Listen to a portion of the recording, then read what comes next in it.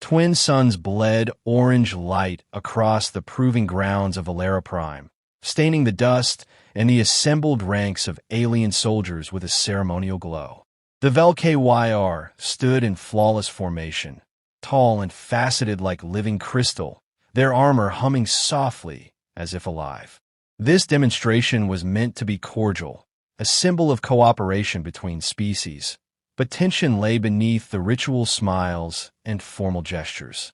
Sergeant Mae Raines felt it immediately. She stood with the human delegation at the edge of the range, boots planted in alien soil, her posture relaxed in a way that only long experience could justify. She was smaller than most of the Vell'kyr, softer around the edges, wrapped in matte combat gear that bore the quiet scars of previous wars.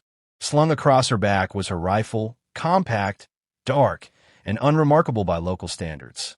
The Vell'kyr captain, Saruin, drifted forward on a faint telekinetic field, his multifaceted eyes catching the light. His gaze lingered on Mae's weapon, then flicked to his subordinates. A ripple of amused clicks passed through their ranks. "This," he said through a translator band, his tone smooth with indulgence, "is the human contribution?" Mae met his gaze without blinking. "That's it," she replied. Her voice carried no defensiveness, only fact.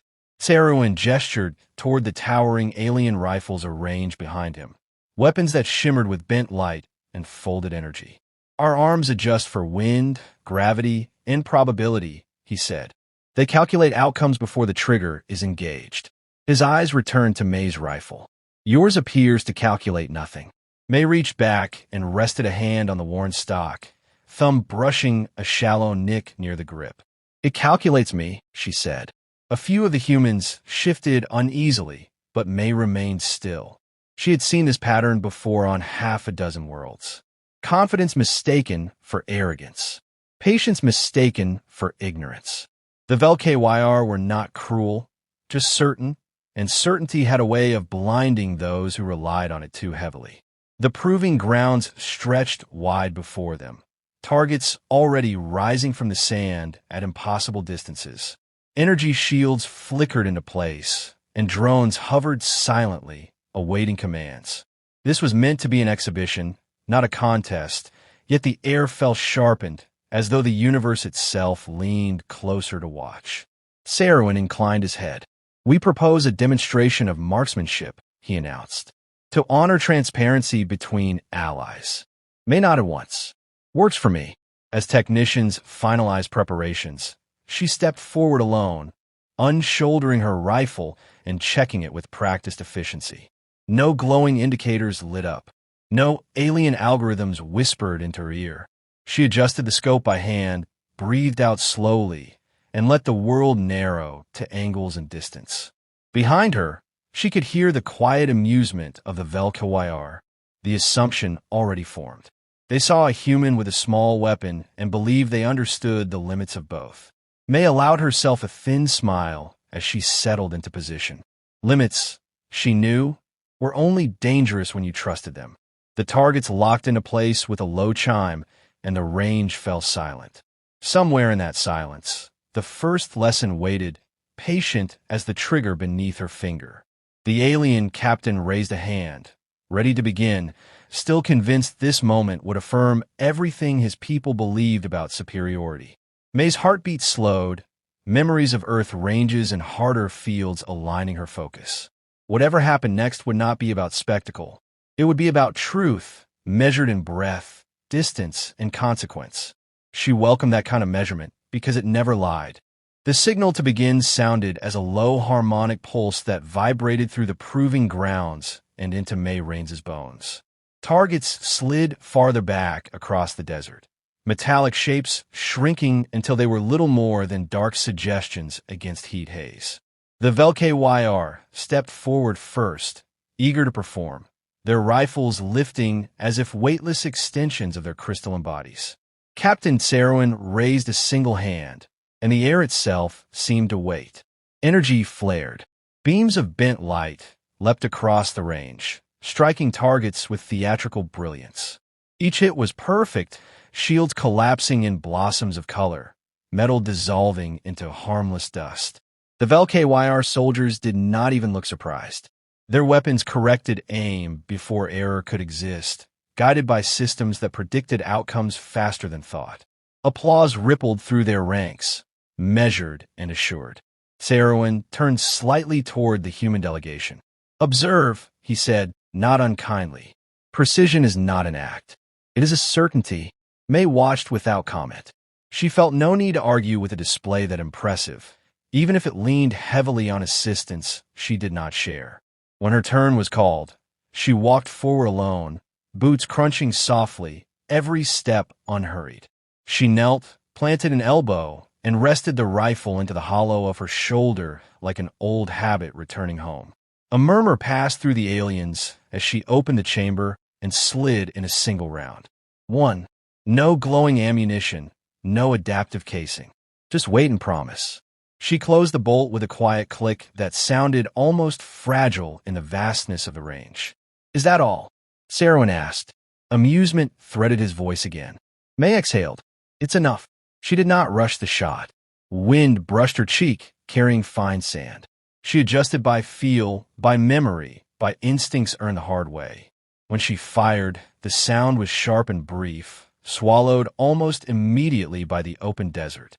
For a heartbeat, nothing happened. Then the distant target shuddered and fell, a clean puncture dead center. No explosion, no spectacle, just absence where matter had been. The range grew quiet. A few Vell'kyr clicked in surprise, but Sarowin recovered quickly. "Chance," he said. "Repeatable systems outperform fortune." The next targets moved faster, erratic, dancing patterns meant to confound organic reflexes. The Vell'kyr struck them with diminishing ease, systems lagging a fraction behind unpredictability. Mae removed her helmet, setting it aside. She ignored the startled looks and sighted down the scope unaided. Her second shot dropped a moving target mid-swerve. Her third struck through interference that bent light uselessly around it. Each report echoed like punctuation. Confidence drained from the alien ranks, replaced by uneasy attention. Sarowin studied her now, truly seeing for the first time. "You limit yourself deliberately," he said. Mae chambered another round, eyes never leaving the range. "No," she replied. "I trust myself." The final target slid into place, smaller, farther, almost lost to distance. The proving grounds seemed to hold their breath again. Mae smiled faintly, fingers settling.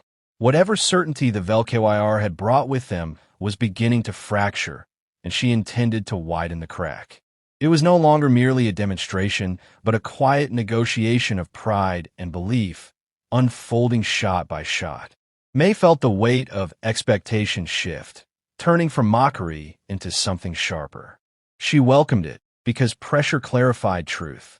Somewhere behind the alien confidence, doubt was taking root, and she could feel the moment approaching when the range would demand more than accuracy. It would demand intent. Soon, everything would change for them both. Without warning. Finally, Sarowin's composure finally cracked, though only a trained observer would have noticed. The faint hum of his telekinetic field sharpened, and the light refracting through his armor shifted toward colder hues.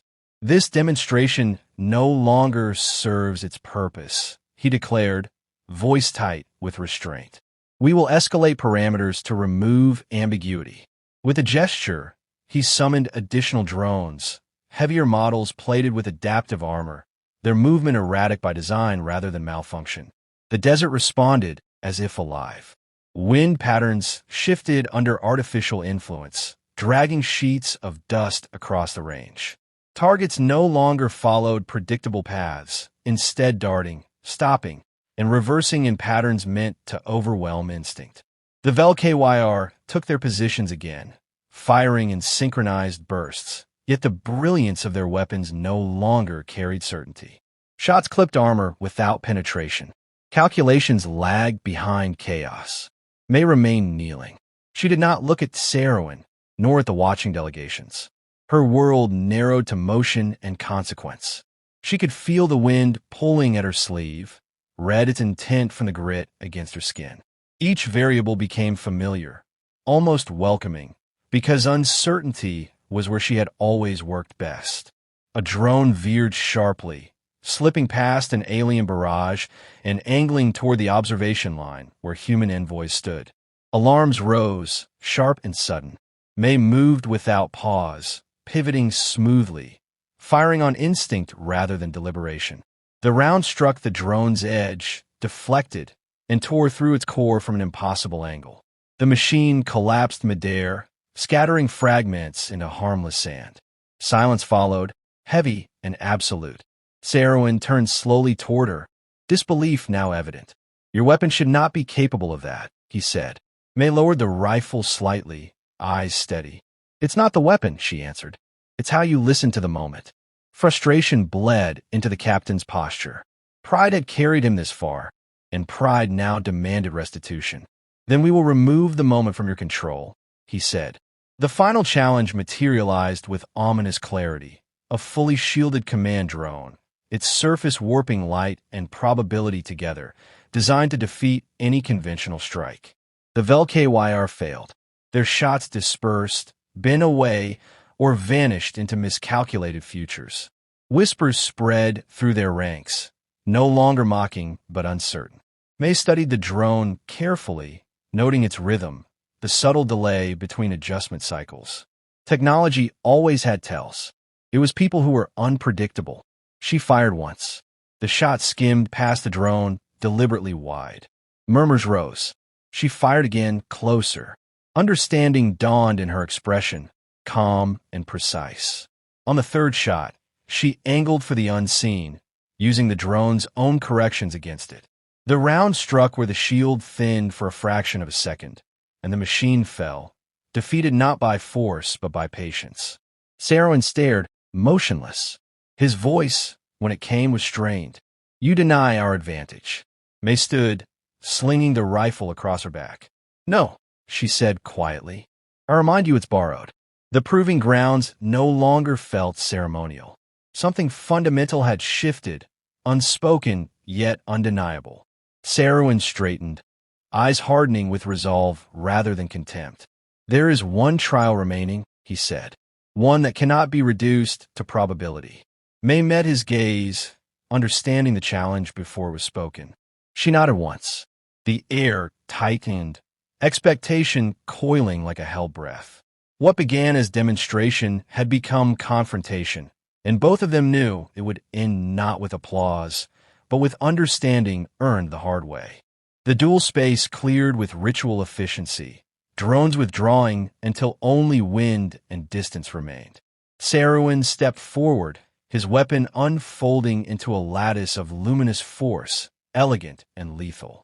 Mae moved opposite him, unhurried, the rifle familiar against her shoulder. No signals were given. The moment belonged to them alone. Sarowyn fired first, light tearing across the ground in a controlled sweep meant to deny cover and force retreat.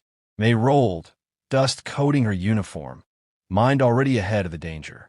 She did not match his speed with haste, but with timing, slipping between intervals rather than fleeing them.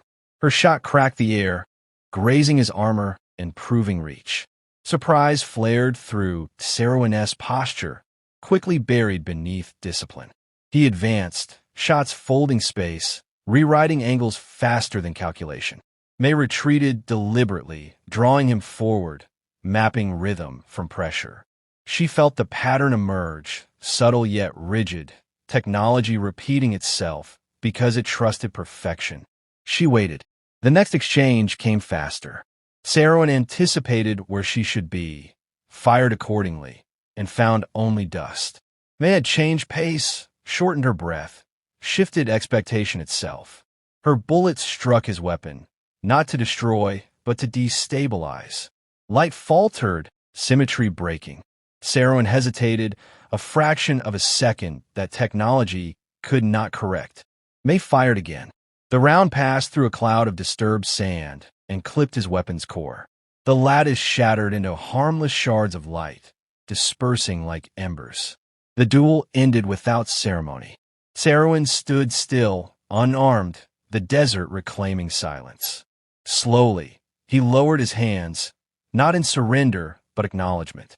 "You fight without certainty," he said. And yet you prevail. Mae lowered her rifle. Her expression held no triumph, only calm understanding. Certainty ends learning, she replied. I can't afford that. Around them, the Vell'kyr watched differently now. No amusement, no dismissal. Their stillness carried weight, recognition settling where arrogance once stood. Sarwin inclined his head, a gesture reserved for equals. Your kind adapts where ours assumes, he said. That is instructive. Mae returned the nod. You've got good tools, she said. Just don't forget who's using them. The proving grounds slowly returned to life, technicians emerging, barriers dissolving. Yet something lingered in the air, an unspoken recalibration. The Vell'kyr had measured humanity by technology alone and found the metric incomplete. As Mae turned to rejoin her delegation, Sarwin called after her. Sergeant Raines. She paused. When others asked how a simple weapon prevailed, he said, What answer should I give? Mae considered, then smiled faintly. Tell them it wasn't simple, she said. It was honest. She walked away, boots steady, rifle secure. Behind her, the alien world resumed its rhythm, altered by the lesson it had received.